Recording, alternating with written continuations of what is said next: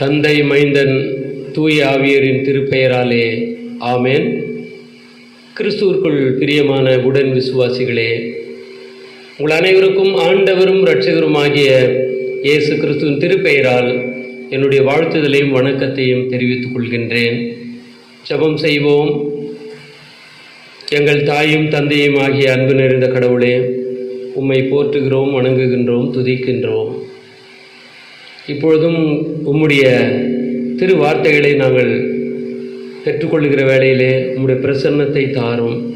உம்முடைய ஆவியின் வல்லமையினால் நிறைத்து அந்த வார்த்தைகள் ஆண்டவரே நாங்கள் என்றென்றும் சாட்சியின் பிள்ளைகளாக இருப்பதற்கு, துணை நிற்பதற்கு நீரே எங்களோடு பேசும். உம்முடைய வார்த்தையே சத்தியம். உம்முடைய சத்தியம் எங்களை எப்பொழுதும் விடுதலையாக்க இந்த நேரத்திலே நாங்கள் ஜெபிக்கின்றோம். இயேசு கிறிஸ்துவின் வழியாக வேண்டுதல் செய்கிறோம் ஜீவனுள்ள நல்ல தந்தையே, ஆமேன். அன்பிற்குரியவர்களே, இந்த பரிசுத்த ஓய்வு நாளின் காலை வேளையிலே வழிபாட்டிலே நாம் தேவாலயத்திலே திருச்சபையின் குடும்பங்களாக ஒன்றிணைந்து வழிபட முடியாவிட்டாலும் இந்த யூடியூப் வழியாக கடவுளுடைய வார்த்தைகளை உங்கள் மத்தியிலே பகிர்ந்து கொள்வதிலே நான் பெரிதும் மகிழ்ச்சி அடைகிறேன். இந்த ஞாயிறு ஆண்டவராகிய இயேசு கிறிஸ்து உயிர்த்தெழுந்த திருநாளுக்கு பின் வருகின்ற 3வது ஞாயிறு. கடவுள் நம் துக்க சூழ்நிலைகளை எல்லாம் சந்தோஷமாக மாற்றுவதற்கு வல்லமையின் கடவுளாக அவருடைய பிரசன்னத்தினால் நம்மை நிறைத்திருக்கிறார். அவருடைய பாதுகாப்பு நம்மோடு இருக்கிறது. நம்மை கரம் பிடித்து அவர் நம்மை வழிநடத்துகிறார். நாம் நிர்மூலமாகாமல் இருப்பதற்கு அவருடைய கிருபையை ஒவ்வொரு நாளும் புதியதாக்கி தருகிறார். அவருடைய கிருபை நம்மை சூழ்ந்து கொள்ளும்படியாக அதை தொடர்ந்து வருவதற்கு துணை செய்து கொண்டிருக்கிறார். அவர் இரக்கங்களுக்கு முடிவே இல்லை. முடிவில்லாத அவர் இரக்கம் நம்மை ஒவ்வொரு நாளும் வழி நடத்துவதை நாம் அனுபவித்து கொண்டிருக்கின்றோம். எனவே எல்லாம் வல்ல கடவுள் நாம் இயல்பு நிலைக்கு வரவும், திருச்சபையின் குடும்பங்களாக ஒன்றிணைந்து அவருடைய நாமத்தை தேவாலயத்திலே மகிமைப்படுத்தவும் வருகின்ற நாட்களிலே துணை செய்வார் என்கிற நம்பிக்கையிலே நாம் இருப்போம். நம்முடைய நம்பிக்கை ஒரு நாளும் வீண் போகாது என்பதாக நாம் அறிந்திருக்கிறோம். கிறிஸ்து உயிர்த்தெழுந்த நாளுக்கு பின்பு அதை தொடர்ந்து பெந்தகோஸ்தே என்கின்ற தூய ஆவியரின் நாள் வருவரைக்கும் உயிர்த்த கிறிஸ்துவிற்குள் நம் வாழ்வு குறித்த செம்பொருளிலே நமக்கு அருளப்பட்டிருக்கிறது. இன்று நாம் சிந்திக்கும்படியாக கொடுக்கப்பட்டுள்ள தலைப்பு, உயிர்த்தெழுந்த கிறிஸ்துவுடன் அன்றாடக வாழ்வில் நம்முடைய ஐக்கியம், communion with the risen Christ in daily life என்பதாக அந்த தலைப்பை குறித்து நாம் சிந்திக்க கடமைப்பட்டிருக்கிறோம். அதற்கு ஆதாரமாக லூக்காவின் நற்செய்தி நூல் 24வது அதிகாரம் 13 முதல் 33 வசனங்கள் அடங்கிய பகுதியை உங்கள் மத்தியிலே நான் பகிர்ந்து கொள்ள விரும்புகின்றேன். இயேசு கிறிஸ்து மெய்யாகவே உயிர்த்தெழுந்தார். ஆம், அவர் மெய்யாகவே உயிர்த்தெழுந்தார் என்கின்ற இந்த அற்புத நிகழ்வை, இந்த வரலாற்று உண்மையை இந்த 3வது நாளிலே அதிகாலையிலே அவர் உடலுக்கு வாசனை திரவியங்களையும் சுகந்த வர்க்கங்களையும் செலுத்துவதற்காக சென்ற பெண்மணிகள் அங்கே கண்ட ஒரு அற்புத நிகழ்வு, அவர் மெய்யாகவே உயிர்த்தெழுந்தார் என்பது அவர்களுக்கு அறிவிக்கப்படுகிறது. எனவே இதை அவர்கள் ஓடோடி வந்து சீடர்களுக்கு அறிவிக்கிறார்கள். அதே வேளையில் சீடர்களுக்கு இது வீண் பேச்சாகவும் தோன்றினது. அதனாலே அந்த பெண்களை அவர்கள் நம்ப மறுக்கிறார்கள். சீடர்கள் ஓடுகிறார்கள். அனைவருக்கும் முந்தி பேதுரு ஓடி அந்த கல்லறையின் இடத்திலே அதை குனிந்து பார்க்கிறார். அது காலியாக இருந்தது. அதை கண்டவுடனே தன்னிலே அவர் பெரிதும் ஆச்சரியப்படுகிறார். ஆச்சரியப்பட்டு அவர்கள் மீண்டுமாக வருகிறார்கள். அன்றைய தினத்திலே சீடர்களில் 2 பேர் எருசலேமுக்கு மேற்கே உள்ள 11 கிலோமீட்டர் தொலைவில் இருக்கிற எம்மாவு என்ற கிராமத்திற்கு பயணித்தார்கள். அந்த பயணம் எப்பொழுது என்று சொன்னால், சூரியன் மறைந்து கொண்டிருக்கிறது, அந்தி சாய்ந்து கொண்டிருக்கிறது, இருள் லேசாக படர்ந்து கொண்டிருக்கிற ஒரு நேரம். எதிரே வருகிற ஆட்கள் உருவம் தெரிகிறது, ஆனால் யார் என்று சரியாக காண முடியாத அளவிற்கு அது சூரியன் தன்னை மறைத்து கொண்டிருக்கிறது. அதை நோக்கிய ஒரு பயணத்திலே அவர்கள் போகிறார்கள். அந்த 2 சீடர்களும் சூரிய அஸ்தமனத்தை நோக்கிய ஒரு பயணமாக அந்த பயணம் இருந்தது. அந்த பயணத்திலே அவர்கள் எவ்விதமாக இருந்தார்கள் என்று சொன்னால், நம்பிக்கை இல்லாமல் அவர்கள் பயணித்து கொண்டிருந்தார்கள். அந்த பயணம் ஏமாற்றம் நிறைந்ததாக இருந்தது. அந்த உள்ளமெல்லாம் பாரத்தோடு இருந்தது. பாரமான உள்ளத்தோடு அவர்கள் போனார்கள். பல சங்கடங்கள் அவர்களுக்குள்ளாக இருந்தது. அதேவேளை துக்க முகத்தோடு அவர்கள் பயணித்தார்கள். எதிரே வருவது, தம்மோடு வருவது யார் என்று அறிந்து கொள்ள முடியாத அளவிற்கு துக்கம் அவர்களை மறைத்தது என்பதாக சொல்லப்படுகிறது. அன்பானவர்களே, நம்முடைய வாழ்க்கையே ஒரு பயணம்தான். இன்று நம்முடைய வாழ்க்கை பயணம் எப்படி இருக்கிறது? சற்று ஆராய்ந்து பார்க்கும்போது, every Christian should walk not towards the sunset but towards the sunrise. ஒவ்வொரு கிறிஸ்தவரும் தங்களுடைய வாழ்க்கை பயணத்திலே சூரிய அஸ்தமனத்தை நோக்கி அல்ல, சூரிய உதயத்தை நோக்கிய பயணமாக இருக்க வேண்டும். அதுதான் உண்மையான ஒரு கிறிஸ்தவன் என்பதற்கு அடையாளமாக சொல்லப்படுகிறது. நம்முடைய பயணம் எப்பொழுதுமே இருளை நோக்கியது அல்ல, ஒளியை நோக்கிய பயணமாக இருக்க வேண்டும். ஜப்பானிய இறையியலாளர் ஒருவர், கொசுகே கொயாமா என்று சொல்லப்படுகிற ஒருவர், அவர் எழுதின ஒரு புத்தகம் ஜேர்னி,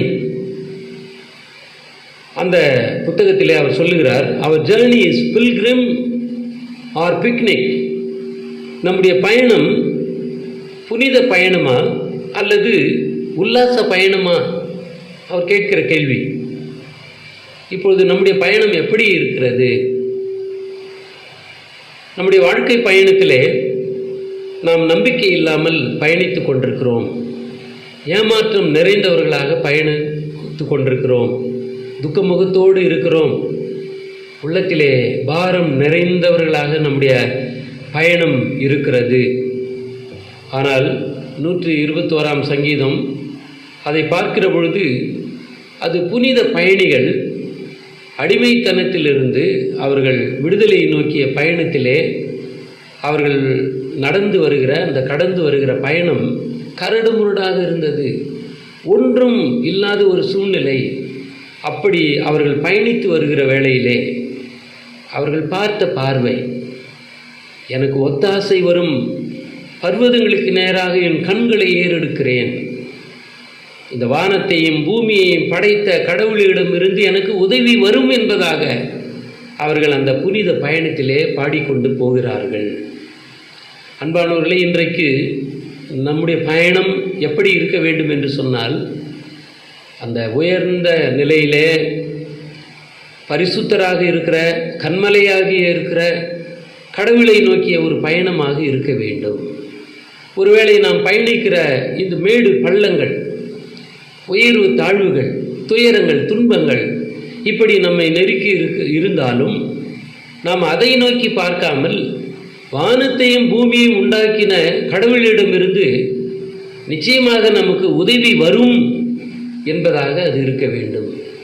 அவர் எப்பேற்பட்டவர் என்று சொன்னால், அவர் உறங்காதவர், தூங்காதவர்,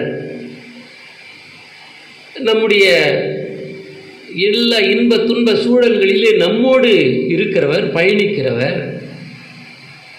அவர் நம்முடைய கால்களை தள்ளாட விடாமல் 24 மணி நேரமும் நம்மீது கண்ணை வைத்து நமக்கு பாதுகாப்பை அளிக்கின்றவர். அவ்விதமான ஒரு பயணம் இருக்க வேண்டும்.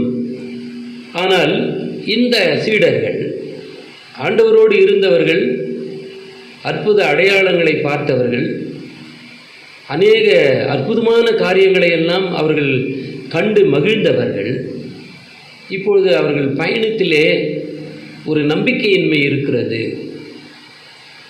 மன பாரத்தோடு போய் கொண்டிருக்கிறார்கள்.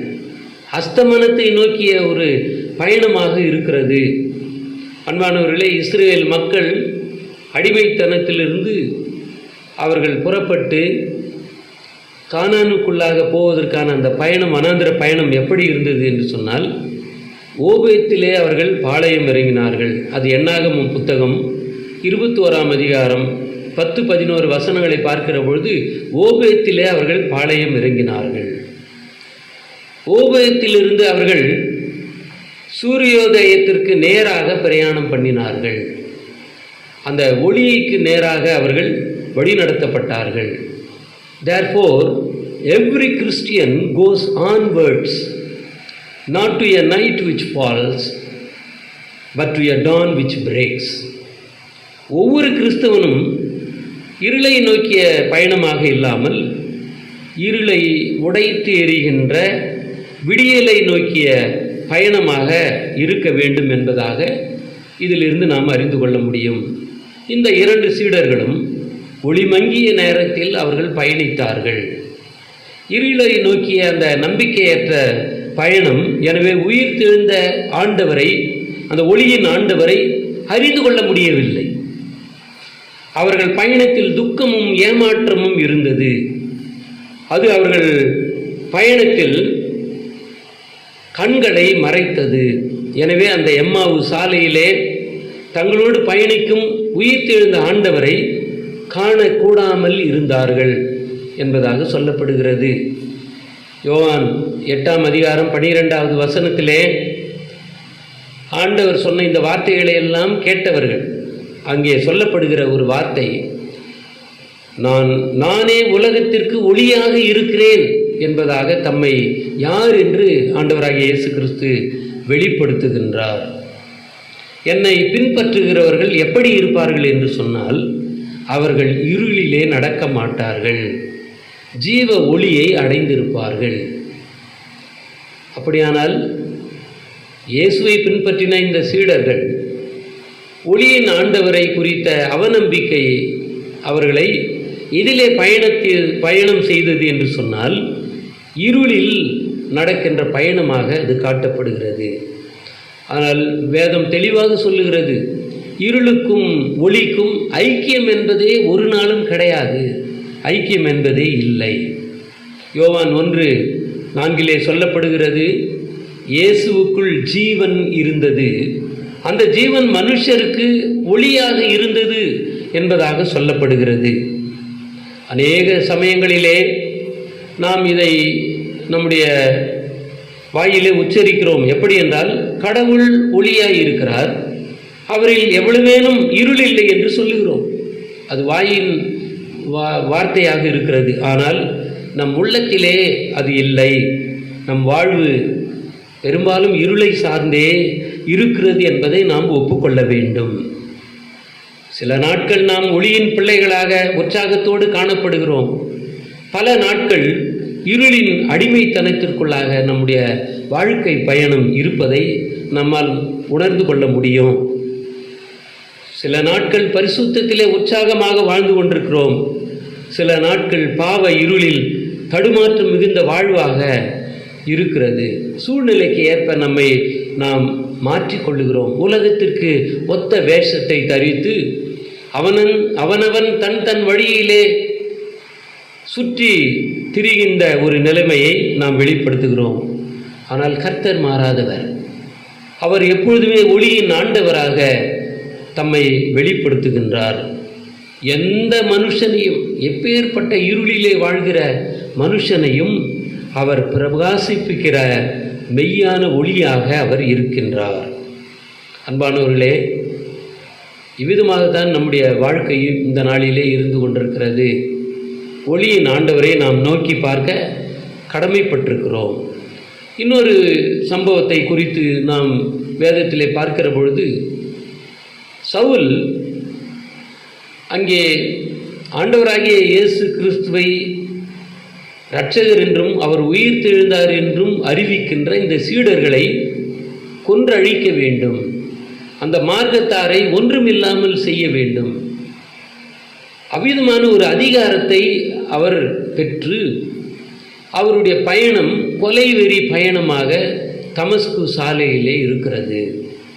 அது இருளை நோக்கிய பயணமாக அது இருந்தது. அந்த இருளின் பயணத்திலே மிக அதிவேகமாக அவர் பயணித்து கொண்டிருந்த வேளையிலே அங்கே தமஸ்கு சாலையிலே சடுதியிலே ஒரு ஒளி தோன்றியது. அந்த ஒளி அவரை சுற்றிலும் பிரகாசித்தது. அப்படி இருக்கிற பொழுது, ஆண்டவரே நீர் யார் என்று அவரை கேட்டபொழுது அங்கே வந்த வார்த்தை, நீ துன்பப்படுத்துகிற இயேசு நானே என்பதாக அந்த ஒளியின் ஆண்டவர் தம்மை வெளிப்படுத்துகின்றார். அவர் அதன் பிறகு தாமதமின்றி கிறிஸ்துவே தேவனுடைய குமாரன் என்று தேவாலயங்களிலே பிரசங்கித்தார். என்னுடைய நற்செய்தியை அறிவிக்க, அதுவும் குறிப்பாக பிற இன மக்கள் மத்தியிலே அறிவிப்பதற்காக நான் தெரிந்து கொண்ட பாத்திரம் என்பதாகவும், அவர் எவ்விதமான பாடுகளை பட வேண்டும் என்பதாகவும் அவருக்கு அறிவிக்கப்படுகிறது. எனவே அவருடைய பயணம் எப்படி இருந்தது என்றால், இருளை நோக்கிய பயணத்திலே ஒளிக்கு அவர் கொண்டு வரப்பட்டு, அவர் அவ்விதமாக திரும்பவும் அவர் ஒளியின் பயணத்திலே மீண்டு வருவதற்கு ஆண்டவர் துணை செய்தார். இன்றைக்கு நம் ஒவ்வொருவருக்கும் ஆண்டவர் நம்முடைய வாழ்க்கை பயணத்திலே எப்பொழுதெல்லாம் நாம் இருளை நோக்கிய பயணத்திலே இருக்கிறோமோ அப்பொழுதெல்லாம் அவர் நம்மோடு இணைந்து ஒளியின் பயணத்திலே நம்மை திருப்பி விடுகின்றார். அவ்விதமான ஒளியின் ஆண்டவரிடத்திலே நம்முடைய விசுவாசத்தை வைத்து பாரமான எல்லாவற்றையும் நாம் புறம் தள்ளி அதை லகுவாக்குகின்ற ஆண்டவர் சொல்லுகின்றார், வருத்தப்பட்டு பாரம் சுமக்கிறவர்களே, நீங்கள் எல்லாரும் என்னிடத்தில் வாருங்கள், நான் உங்களுக்கு இளைப்பாறுதல் தருவேன். என்னிடத்திலே நீங்கள் வந்து கற்றுக்கொள்ளுங்கள், நான் சாந்தமும் மனத்தாழ்மை உடையவனாக இருக்கிறேன், என்னிடத்திலே நீங்கள் கற்றுக்கொள்ளுங்கள், இந்த நுகத்தை ஏற்றுக்கொள்ளுங்கள், அது லகுவாக இருக்கும், அந்த சுமை உங்களுக்கு மிக லேசாக இருக்கும் என்பதாக அவர் சொல்லி நம்மை ஆறுதல் படுத்துகிறார். இந்த ஒளியின் ஆண்டவரை நோக்கிய பயணம் நமக்கு எப்பொழுதுமே இருக்க வேண்டும். அவர்கள் பயத்திலே புலம்பிக் கொண்டு இயேசுவானவரை குறித்து அந்த நம்பிக்கையற்ற பயணத்திலே அவர்கள் அந்த 2 சீடர்களும் பயணித்துக் கொண்டிருக்கிறார்கள். அப்பொழுது அவர்கள் சொல்லுகிற நம்பிக்கையற்ற ஒரு வார்த்தை என்னவென்றால், அவர்தான் இஸ்ரவேலை மீட்டு ரட்சிப்பார் என்று நாங்கள் நம்பிக்கொண்டிருந்தோம், அவர் சிறந்த நீதிமானாக இருந்தார், ஆண்டவருக்கு பிரியமுள்ள ஒரு தீர்க்கதரிசியாக இருந்தார், ஆனால் இப்பொழுது அந்த நம்பிக்கை இல்லாமல் எங்கள் பயணம், எங்களுடைய வாழ்க்கை என்பது மிகவும் இருண்டு காணப்படுகிறது என்பதாக இயேசு கிறிஸ்துவை குறித்த சம்பாஷணையை அவர்கள் பேசிக்கொண்டு போகிற பொழுது இயேசு தாமே, வேதம் சொல்லுகிறது மிக தெளிவாக, சேர்ந்து அவர்களுடனே நடந்து போனார் என்பதாக வேதம் சொல்லுகிறது. அன்பானவர்களே, நாம் எப்பொழுதெல்லாம் இயேசு கிறிஸ்துவை குறித்து சம்பாஷிக்கிறோமோ, உரையாடுகிறோமோ, எப்பொழுதெல்லாம் அவரை குறித்த சிந்தனையில் இருக்கிறோமோ, அப்பொழுதெல்லாம் அவர் தாமாக வந்து நம்மோடு அவர் கலந்து கொள்ளுகின்றார். நம்முடைய ஐக்கியத்திலே எப்பொழுதுமே இருப்பார். தனிப்பட்ட வாழ்விலே நாம் நம்முடைய இருதயத்திலே அவரை குறித்து சிந்திக்கின்ற பொழுது அப்பொழுது நம்முடைய உள்ளத்திலே அவர் இருப்பார். நம்முடைய குடும்பத்திலே நாம் இதை குறித்த சம்பாஷணை, இயேசு கிறிஸ்துவை குறித்த சம்பாஷணை, அவர்தான் எங்களை மீட்டு ரட்சிப்பவர் என்ற சம்பாஷணை இருக்கிற பொழுது நம்முடைய ஐக்கியத்தில் அவர் இருப்பார். திருச்சபை ஐக்கியத்தில் அவ்விதமாகத்தான் இருப்பார். எனவே இவர்கள், இந்த சீடர்கள் நம்பிக்கையற்ற பயணமாக இருந்தாலும் அவரை குறித்து தான் அவர்கள் சம்பாஷித்து கொண்டு போனார்கள். எனவே தாமாக வந்து அவர்களுடைய அவிசுவாசத்தை நீக்குவதற்காக, அதை விரட்டி அடிப்பதற்காக அந்த பயணத்திலே அவர் கலந்து கொண்டார் என்பதாக சொல்லப்படுகிறது. அநேக சமயங்களிலே நாம் நம்மை சற்று ஆராய்ந்து பார்ப்போம். நம்முடைய வழிபாடுகளிலே, ஐக்கியத்திலே, குடும்பத்திலே, தனிப்பட்ட வாழ்விலே தேவையற்ற உரையாடல்கள், தேவையற்ற சம்பாஷணைகள் எப்பொழுதுமே இருக்கும். தேவாலயத்தில் வழிபடுகிற நேரத்திலே கூட மற்றவர்களை குறித்த புறம் பேசுதல், அவர்களை குறித்த தவறான கருத்துக்களை பரப்புதல், ஆண்டவருக்கு பிரியமில்லாத காரியங்களை பேசுவது, அங்கே ஆலயம் அருள் செய்தியை கேட்டு ஆலய வழிபாடை முடித்து போகும்போது கூட்டம் கூட்டமாக நாம் அநேக சமயங்களிலே தவறான சம்பாஷணைகளை, நாம் தேவையற்ற சம்பாஷணைகளை பேசுவது நமக்கு இயல்பாகிவிட்டது. எப்படி கடவுள் நம்மோடு நம்முடைய பயணத்தில் வருவார்? அவரை குறித்து நாம் பேசுகின்ற பொழுது, சம்பாஷிக்கின்ற பொழுது, அப்பொழுது நம்மோடு அவர் கலந்து கொள்வார். எனவே நாம் ஒவ்வொருவரும் உயிர்த்தெழுந்த இயேசுவை ஒளியில் காண்பதற்காக அழைக்கப்பட்டிருக்கிறோம். உயிர்த்தெழுந்த கிறிஸ்துவுடன் ஒவ்வொரு நாளும் அவரிலே நாம் ஐக்கியப்பட்டு வாழ்கிற வாழ்வின் அனுபவத்தை பெற்றுக்கொள்வதற்காக நாம் அழைக்கப்பட்டிருக்கிறோம். எபேசியர் பவுலடிகளார் எழுதுகிற அந்த கடிதம் 2வது அதிகாரத்திலே 12-13வது வசனத்திலே சொல்லப்படுகிறது. முன்னே நீங்கள் இப்படி இருக்கவில்லை, தூரமாக இருந்தீர்கள், இப்பொழுது நீங்கள் தூரமாக இல்லை, கிறிஸ்து இயேசுவிற்குள் கிறிஸ்துவின் இரத்தத்தினாலே நீங்கள் சமீபமாக இருக்கிறீர்கள். கிறிஸ்து உங்களுக்கு சமீபமாக இருக்கின்றார். எனவே முன்பு நாம் தூரமாக இருந்தது உண்மை, ஆனால் இப்பொழுது ஆண்டவராகிய இயேசு கிறிஸ்துவினாலே கழுவப்பட்டவர்களாக நாம் அவருக்கு சமீபத்திலே இருக்கின்றோம். எனவே நம்மோடு அவர் பயணிக்கின்றார். இன்னும் அவர் சொல்லுகிற பொழுது, அக்காலத்திலே கிறிஸ்துவை நீங்கள் சேராதவர்களாக இருந்தீர்கள், புறம்பானவர்களாக இருந்தீர்கள். உடன்படிக்கைக்கு, அதாவது நான் உங்கள் தகப்பன், நீங்கள் என்னுடைய பிள்ளைகள், நான் உங்கள் தேவன், நீங்கள் என்னுடைய மக்கள் என்கிற இந்த உடன்படிக்கைக்கு நீங்கள் அந்நியராக இருந்தீர்கள். நம்பிக்கை இல்லாதவர்களாக உங்கள் வாழ்வு இருந்தது, நீங்கள் கடவுளற்றவர்களாக இருந்தீர்கள் என்று நினைத்து கொள்ளுங்கள் அவ்வப்போது. இப்படி இருந்த நம்மை ஆண்டவர் சமீபத்திலே தம்முடைய சொந்த இரத்தத்தினாலே அவர் கொண்டு வந்தார் என்பதாக பவுலடிகளார் அந்த எபேசு சபைக்கு எழுதின அதே வார்த்தைகள் தான் இன்றைக்கு நம்முடைய வாழ்விலே. நாம் தூரமானவர்களாக இருந்தோம், புறம்பானவர்களாக இருந்தோம், நம்பிக்கையற்றவர்களாக இருந்தோம், மற்றவர்களை குறித்த தவறான கருத்துக்களை பரப்பி கொண்டிருந்தோம், தேவையற்ற வார்த்தைகளை பேசி கொண்டிருந்தோம். ஆனால் இப்பொழுது கடவுளுக்குள்ளாக வந்திருக்கிற வேளையிலே நாம் அவருடைய ராஜ்யத்தையும் அவருடைய நீதியை குறித்து பேசுவதற்காகவே நாம் அழைக்கப்பட்டிருக்கிறோம். எனவே பவுல் சில ஆலோசனைகளை குறிப்பிடுகிற பொழுது, நீங்கள் பின்னானவைகளை நீங்கள் மறக்க வேண்டும், இந்த காரியங்களை எல்லாம் நீங்கள் புறம்பே தள்ள வேண்டும். உங்கள் பின்னான வாழ்க்கை மிகவும் கசப்பான வாழ்க்கை, அது உளையான சேற்றை விட மிக மோசமான ஒரு வாழ்க்கை. நீங்கள் கனியற்ற அந்தகார வாழ்விலே நீங்கள் இருந்தீர்கள். ஆனால் இப்பொழுது ஒளியின் இடத்திற்கு வந்து கர்த்தருக்குள் வெளிச்சமாக இருக்கிறீர்கள். அல்லேலூயா. இவ்விதமாக கர்த்தருக்குள் வெளிச்சமாக இருப்பதற்கு ஒளியின் ஆண்டவருடைய பயணத்திலே நாம் இருக்க வேண்டும். ஒளியின் பிள்ளைகளாக நீங்கள் முன்பு நம்முடைய கடந்த காலம் எப்படி இருந்ததாம், அது கடவுளுக்கு பிரியமில்லாத தூரத்திலே இருந்த வாழ்வு, நம்பிக்கை இல்லாத வாழ்வு. ஆனால் இப்பொழுது நிகழ்கால வாழ்வு எப்படி இருக்கிறது என்று சொன்னால், ஒளியினிடத்திற்கு நாம் வந்திருக்கிறோம். வெளிச்சத்தின் பிள்ளைகளாக நாம் இப்பொழுது இந்த நிகழ்காலத்திலே இருக்கிறோம். அதை தான் பேதுரு அடிகளார் சொல்லுகிற பொழுது, உங்களை ஆச்சரியமான ஒளியினிடத்திற்கு வரவழைக்கப்பட்டவருடைய புண்ணியங்களை நீங்கள் அறிவிக்க வேண்டும்.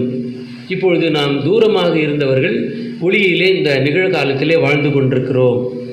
எனவே எதிர்காலத்திலே நாம் எப்படி இருக்க வேண்டுமாம், ஒளியின் பிள்ளைகளாக நாம் நடந்து கொள்ள வேண்டும். நம்மிலே இருக்கிற இந்த வெளிச்சம், இந்த ஒளி இருளாகாதபடிக்கு நாம் எச்சரிக்கை உள்ளவர்களாகவும் இருக்க வேண்டும் என்பதாக இங்கே சொல்லப்படுகிறது. இந்த உரையாடல் நம்முடைய குடும்பத்திலே, தனிப்பட்ட வாழ்விலே, அல்லது நம்முடைய நண்பர்களோடு, திருச்சபையோடு, சமுதாயத்திலே, நாம் பணி செய்கிற இடத்திலே, அலுவலகத்திலே, எந்த இடமாக இருந்தாலும் நம்முடைய உரையாடல் இயேசு கிறிஸ்துவை பற்றியதாக இருக்க வேண்டும். அந்த அன்பு வெளிப்பட வேண்டும் என்பதுதான். எனவே அன்பானவர்களே, ஒரு சமயத்திலே ஒரு பள்ளிக்கு ஒரு கணிதம் போதிக்கின்ற ஆசிரியர் தேவைப்படுகிற போது ஒரு இன்டர்வியூ வைக்கிறார்கள். பல பேர் அந்த இன்டர்வியூவில் வந்து கலந்து கொள்ளுகிறார்கள். அப்படி இருக்கிற பொழுது அது கிறிஸ்துவ பள்ளி, ஆனால் அது இந்து பள்ளி.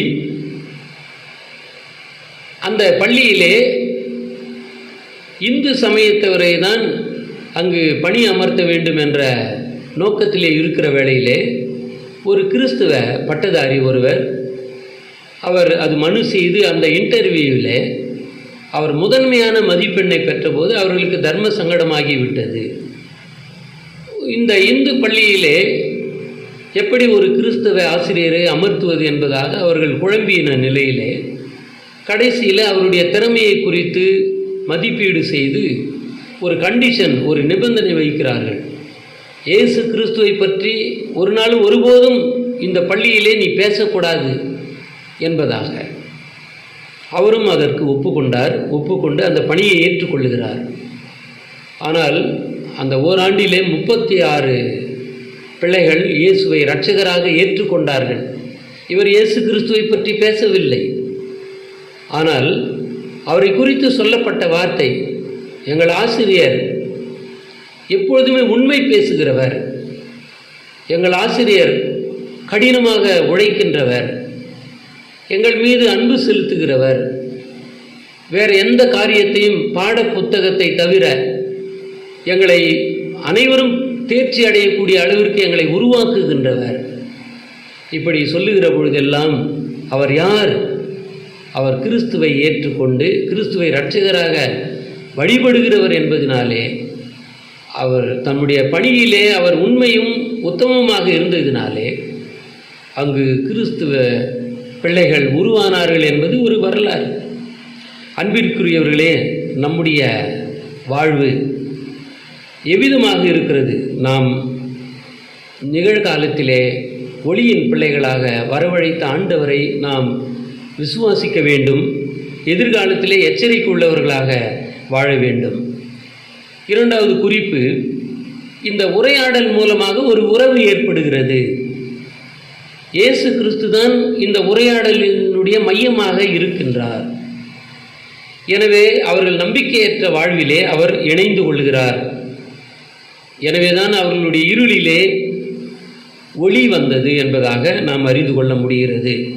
அந்த உரையாடல் மூலமாக ஒளியின் ஆண்டவரோடு அவர்கள் உறவு கொள்வதற்கு இது வாய்ப்பாக இருந்தது. நம்முடைய உரையாடல் கூட ஆண்டவராகிய இயேசு கிறிஸ்துவை பற்றி இருக்குமானால், நானே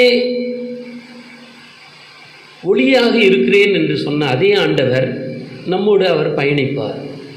அப்பொழுது அவர் நமக்கு சொல்லுவார், நீங்கள் உலகத்திற்கு வெளிச்சமாக இருக்கிறீர்கள் என்பதாக அவர் சொல்லுவார். அன்பானவர்களே, இவ்விதமான அந்த உரையாடல் அவரை குறித்ததாக இருந்தது, அவரை மையப்படுத்தியதாக இருந்தது. பின்பு ஒரு உறவு ஏற்பட்டது. அவர்கள் சேர வேண்டிய இடமும் வந்துவிட்டது. இயேசு கிறிஸ்து தாம் சற்று கடந்து போவர் போன்று அங்கே போகிற பொழுது இந்த உறவு ஏற்பட்டதினாலே இந்த சீடர்கள் பொழுது போயிற்று, இரவு ஆகிவிட்டது, நீர் எங்களோடு இந்த நாளிலே இந்த இரவிலே தங்கியிரும் என்று வருந்தி கேட்டுக்கொண்டார்கள் என்பதாக இங்கு சொல்லப்படுகிறது. நாம் வருந்தி இயேசுவை, தாமாக வந்த கிறிஸ்துவை வருந்தி நீர் இங்கே தங்கியிரும் என்பதாக நாம் அவரை அழைக்க வேண்டும். அந்த அழைப்பு, இந்த உறவுதான் அவர்களை அந்த தங்கி இருக்கிற அழைப்பை கொடுத்தது. எனவே இயேசு கிறிஸ்து கானாவூரிலே நடந்த அந்த திருமணத்தின் போது அழைக்கப்பட்டிருந்ததினாலே, அவருடைய பிரசன்னம் இருந்ததினாலே அந்த குறைகள் நீங்கினது.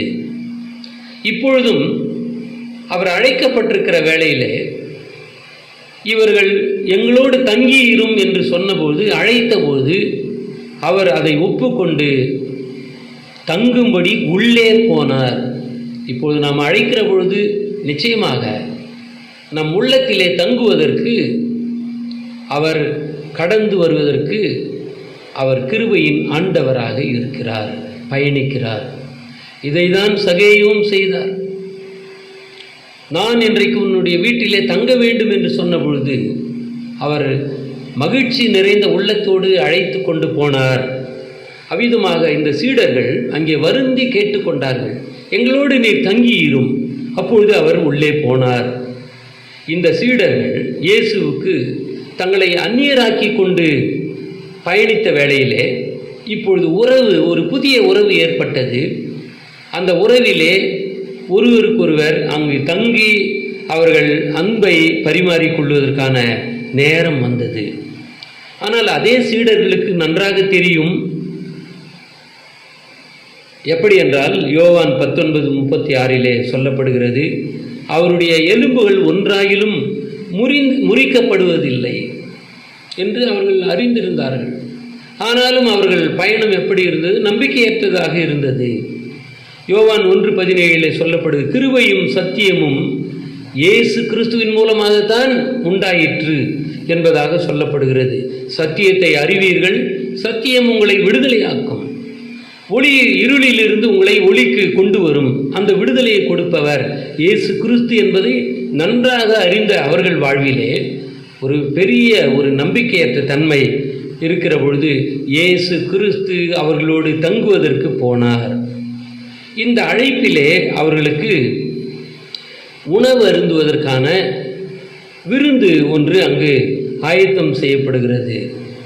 அந்த விருந்திலே ஆண்டவர் அவர்களுக்கு அப்பத்தை எடுத்து பிட்டு கொடுக்கையிலே அவர்கள் கண்கள் திறக்கப்பட்டது. அன்பானவர்களே, இவர்களுடைய நம்பிக்கையற்ற தன்மை, சந்தேகம், பாரமான உள்ளம் இதையெல்லாம் சுமந்து கொண்டிருக்கிற அந்த பயணத்திலே இயேசு கிறிஸ்து தம்முடைய கரத்தினாலே அந்த அப்பத்தை பிட்டு அவர்களுக்கு கொடுத்த போது அவர்கள் கண்கள் திறக்கப்பட்டது. இதை எப்படி உணர்ந்து கொள்ள முடியும் என்று சொன்னால், 5 அப்பம் 2 மீனை 5000 புருஷர்களுக்கு பகிர்ந்தளித்த அதே கரம் இப்பொழுது காண்கிறார்கள். அந்த கரம்தான் இது. அப்பத்தை பிட்டு கொடுக்கையிலே அந்த கரத்தை காண முடிந்தது, அவரை நன்றாக அறிந்து கொள்ள முடிந்தது என்பதாக பார்க்கிறோம். எனவே இயேசு கிறிஸ்துவை நாம் அவர் தட்டுகிற பொழுது, நாம் கதவை திறந்து நாம் உள்ளே பிரவேசிக்க அனுமதிக்கிற பொழுது, அவர் உள்ளே வந்து நம்மோடு சேர்ந்து போஜனம் பண்ணுவார், அங்கே விருந்து உண்ணுவார் என்பதாக சொல்லப்படுது. இதிலிருந்து நாம் புரிந்து கொள்வது என்னவென்றால், அன்பானவர்களே, திருச்சபை மேசையின் மீது அப்பத்தையும் திராட்சை ரசத்தையும் பகிர்ந்து கொள்ளுகிற பொழுது மட்டும் நாம் இயேசுவை காண முடியும் என்பது அல்ல. மாறாக ஒவ்வொரு நாளும் நாம் நம்முடைய இல்லத்திலே உணவு அருந்துகிற பொழுது அவரோடு நாம் இருக்கிறோம், அவர் நம்மோடு இருக்கிறார் என்பதை நாம் விசுவாசிக்க வேண்டும். அவர் நம்மோடு இதோ நான் வாசற்படியிலே நின்று கதவை தட்டுகிறேன் என்று சொல்லுகிற ஆண்டவர் நம்முடைய இல்லத்திலே நாம் அழைக்கிற போது அவர் உள்ளே வந்து நம்மோடு அவர் போஜனம் பண்ணுகின்ற அந்த சூழ்நிலையை ஒவ்வொரு உணவின் போதும் நாம் பெற்றுக்கொள்ள முடியும்.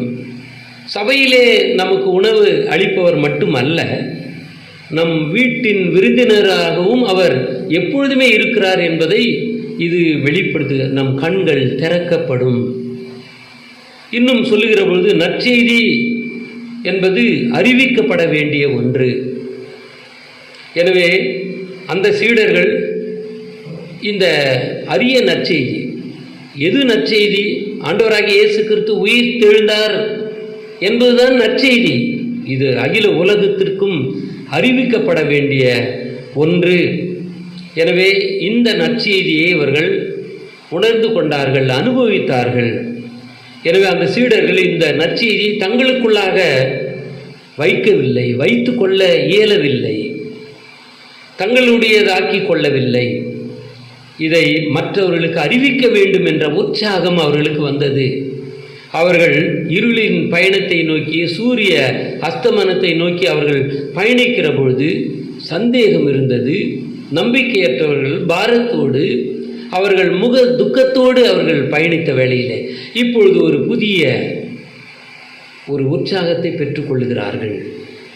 நாம் இதை அறிவிக்க வேண்டும், இந்த அற்புத காட்சியை நாம் மற்றவர்களுக்கு அறிவிக்க வேண்டும். எப்பொழுது அவர்கள் அறிவித்தார்கள்? இங்கே பவுலடிகளார் தாமதமின்றி அவர் இயேசு கிறிஸ்து மெய்யாகவே உயிர் தெழுந்தார் என்பதை பிரசங்கித்து வந்தார். இங்கே இந்த சீடர்கள் அன்று இரவு தங்கி நன்றாக தூங்கி உறங்கி எழுந்து போகலாம் என்பதாக அவர்கள் இல்லை. அப்பொழுதே அவர்கள் மீண்டுமாக எருசலேமுக்கு வருகிறார்கள். அவர்கள் அஸ்தமனத்தை நோக்கிய பயணம் இப்பொழுது சூரிய உதயத்தை நோக்கிய பயணமாக இருந்தது. அப்பொழுதே அந்த 11 கிலோமீட்டர்கள் பயணித்த அவர்கள் ஆண்டவருடைய அற்புத காட்சியை அவர்கள் கண்டவுடனே அவர்கள் கண்கள் திறக்கப்பட்டது. ஆகார் கண்களை திறந்தார். அங்கே தண்ணீர் பெற்றுக்கொள்ள முடிந்தது, உயிர் வாழ்வு பெற்றார்கள். இந்த சீடர்கள் கண்கள் திறக்கப்பட்டது. இவர்கள் மீண்டுமாக சூரிய உதயத்தை நோக்கிய பயணத்தை அந்த இரவிலேயே அவர்கள் மேற்கொள்ளுகிறார்கள். அது தங்களை, அந்த நற்செய்தி என்பது எங்களை நெருக்கி ஏவுகிறது. பவுல் சொல்றார், நாங்கள் பிரசங்கிக்க வேண்டும். இந்த இயேசு அப்படி பிரசங்கிவிட்டால் எனக்கு ஐயோ என்பதாக சொல்லுகிறார். அது கிறிஸ்துவின் அன்பு எங்களை நெருக்கி ஏவுகிறது. இதே அன்புதான் இவர்களை நெருக்கி ஏவுனதினாலே அப்பொழுதே அவர்கள் புறப்பட்டு எருசலேமுக்கு போனார்கள். இப்பொழுது அவர்களுடைய பயணம் எப்படி இருக்கிறது அன்பிற்குரியவர்களே? சூரிய உதயத்தை நோக்கிய பயணமாக மிக உற்சாகத்தோடு வேகத்தோடு அவர்கள் பயணிக்கிறார்கள். அவர்கள் எருசலேமுக்கு போன போது எல்லா சீடர்களையும் பார்த்தார்கள். அவர்கள் துக்கமுகத்தோடு போனவர்கள் மகிழ்ச்சி நிறைந்த உள்ளத்தோடு அவர்கள் வந்து, நாங்கள் இந்த அற்புத காட்சியை, உயிர்த்தெழுதலின் தரிசனத்தை எங்களுக்கு ஆண்டவர் கொடுத்தார், அவரை நாங்கள் தரிசித்தோம் என்பதாக அவர்கள் பகிர்ந்து கொள்கிறார்கள். அங்கிருந்த சீடர்களும் நாங்களும் அவரை தரிசித்தோம் என்று ஒருவருக்கொருவர் தங்களுடைய உயிர்த்தெழுந்த ஆண்டவரை தரிசித்ததை அவர்கள் ஒருவருக்கொருவர் பகிர்ந்து கொள்கிறார்கள். இந்த ஐக்கியம் எப்படி ஏற்படுகிறது என்று சொன்னால், ஒரே காரியத்தை குறித்த ஐக்கியம். அது என்னவென்றால், இயேசு கிறிஸ்து உயிர்த்தெழுந்தார். இதுதான் மையம். இதைதான் ஒவ்வொருவரும் பகிர்ந்து கொள்ள வேண்டும், இதைதான் ஒவ்வொருவரும் அறிவிக்க வேண்டும் என்பது. அப்போ ஐக்கியம் எப்பொழுது நமக்கு ஏற்படுகிறது என்று சொன்னால், இந்த உண்மையை நாம் நமதாக்கி கொள்ளக்கூடாது, நம்மோடு அது வைத்து கொள்ளக்கூடாது, அடக்கி வைத்து கொள்ள வேண்டியது அல்ல, இது அறிவிக்கப்பட வேண்டியது. எனவேதான் அவர்கள் ஒரே ஒரு உண்மையை அவர்கள் ஒருவருக்கொருவர் மிக ஆச்சரியத்தோடு அவர்கள் பகிர்ந்து கொண்டு, இது பொதுவான ஒன்று, அகில உலகத்திற்குமானது. இயேசு கிறிஸ்துவனுடைய உயிர்த்தெழுதல் என்பது நமக்கு மட்டுமல்ல, அகில உலகத்துக்குமானது என்பதை இங்கே வெளிப்படுத்துவதற்கான ஒவ்வொருவரும் இந்த ஐக்கியத்திலே இவர்கள் ஒரே மையமாக இதை பகிர்ந்து கொண்டார்கள். பொதுவானது எது என்பதை இதில் நாம் புரிந்து கொள்ள முடியும். உயிர்த்தெழுதல். நம்முடைய ஐக்கியத்தின் மையம் உயிர்த்தெழுதலாக மட்டுமே இருக்க வேண்டும் என்பதை புரிந்து கொள்ள வேண்டும். எனவே அன்பானவர்களே, திருச்சபைக்கு என்ன பெயர்? கொய்னோனியா. அந்த சொல்லுக்கு அர்த்தம் என்னவென்று சொன்னால் ஃபெலோஷிப், ஐக்கியம். எனவே தான் இந்த ஐக்கியத்திலே நாம் ஒவ்வொரு வாரமும் நம்முடைய வழிபாடுகளின் போது இயேசு கிறிஸ்துவனுடைய உயிர்த்தெழுதலை நாம் மையமாக பேச வேண்டும். அதை குறித்து தான் உரையாட வேண்டும், அதை குறித்து தான் நாம் பகிர்ந்து கொள்ள வேண்டும் என்பதாக நாம் புரிந்து கொள்ள வேண்டும். அங்கே இயேசு கிறிஸ்துவனுடைய உயிர்த்தெழுந்த ஆண்டவருடைய தரிசனம், அந்த காட்சி என்பது பேதுருவுக்கு அருளப்படுகிறது. இது மிகவும் அற்புதமானது, அதிசயமானது. எப்படி என்று சொன்னால், பேதுரு யார்? அன்று ராத்திரியிலே, காட்டி கொடுக்கப்பட்ட அன்று ராத்திரியிலே மறுதலித்து ஓடியவர் 3 முறை மறுதலிக்கின்றார். அவரை எனக்கு தெரியாது, நான் அறியேன் என்பதாக சொல்லுகிறார். இன்னும் இழிவான சொல்களை சொல்லி அவனை எனக்கு தெரியாது என்று சொல்லி மறுத்து ஓடின, மறுதலித்த அந்த பேதுருவுக்கு தன்னுடைய உயிர்த்தெழுதலின் காட்சியை அவர் அருளி செய்கின்றார்.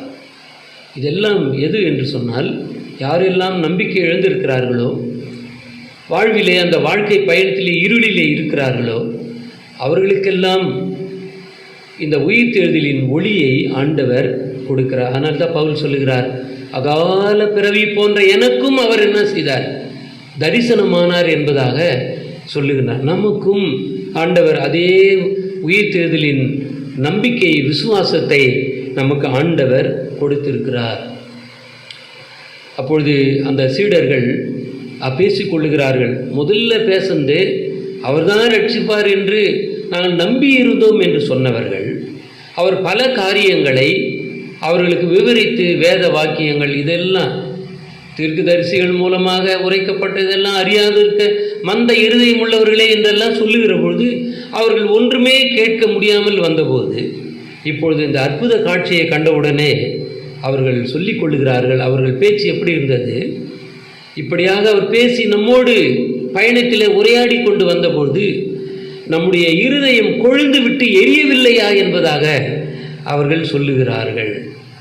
எனவே அன்பிற்குரியவர்களே, துயரம், கவலை, அவநம்பிக்கை என்பது அவிவிசுவாசத்தினுடைய ஆணி வேர் என்பதை புரிந்து கொள்ள வேண்டும். எனவே அவர்கள் வேதனை நிறைந்த உள்ளத்தோடு போன அவர்களுக்கு வேத வார்த்தையினால் ஆசீர்வதிக்கப்பட்டவர்களாக அவர்கள் திரும்பி வந்தார்கள். The burden hearts are becoming burning hearts. அந்த பாரத்தோடு போன அந்த உள்ளம் இப்பொழுது கொழுந்து விட்டு எரிகிற உள்ளமாக அது மாற்றப்பட்டது. அது அக்னி மயமாக அது எரிந்தது. அந்த அற்புத நிகழ்வு என்பது resulted as a blessed heart. அவர்கள் ஆசீர்வதிக்கப்பட்ட உள்ளத்தோடு அவர்கள் காணப்பட்டார்கள். எனவே கடைசியாக உங்களிடத்தில் பகிர்ந்து கொள்வது ஏசாயா தீர்க்க தரிசன நூல் 55வது அதிகாரம் 6 முதல் 11 வசனங்களை நீங்கள் பார்க்கிற பொழுது, கர்த்தரை கண்டடையத்தக்க சமயத்திலே நீங்கள் அவரை தேடுங்கள், அவர் சமீபமாய் இருக்கையில் அவரை நோக்கி நீங்கள் கூப்பிடுங்கள் என்று. என்னுடைய வழிகள் உங்களுடைய வழிகள் அல்ல, என்னுடைய எண்ணங்கள் உங்களுடைய எண்ணங்கள் அல்ல, உங்களுடைய எண்ணத்தின்படி அல்ல. ஆனால் கர்த்தருடைய வழிகளும் நினைவுகளும் உயர்ந்தவைகள், மேலானவைகள். துன்மார்க்கன் தன் வழியையும் அக்கிரமக்காரன் தன் நினைவுகளை விட்டு கர்த்தரிடத்தில் திரும்ப கடவன். இது ஒரு எச்சரிப்பாக இந்த நாளிலே நமக்கு அருளப்படுகிறது.